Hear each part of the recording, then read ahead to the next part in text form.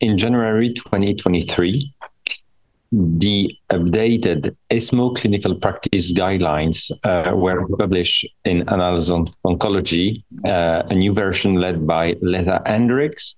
And now we have a big change in the oncogene addiction area. So far, ESMO recommended to screen 5 molecular alterations, and now we have much more. Obviously, we have EGFR mutation, ALK rearrangement, but we also have ROS1 rearrangement, where crizotinib or entrectinib are a standard of care upfront, first line.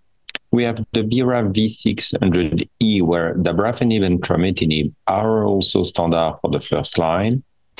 And the RET translocation, where the 2 specific RET inhibitors, pralsetinib and selpercatinib, are also recommended up front. Smaller subgroup, NTRK, very, very rare alteration, around 0.25% of lung cancer. Here, entrectinib or larotrectinib are recommended in second line after a platinum-based chemotherapy. Same for the patients with R2 mutated non-small cell lung cancer, platinum-based chemotherapy is recommended up front, and then trastuzumab deruxtecan.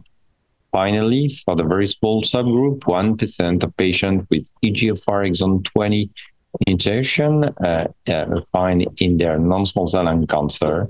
Again, platinum-based chemotherapy is recommended first line, followed by a specific inhibitor such as mobocertinib, or a bispecific EGFR MET inhibitor such as amivantamab.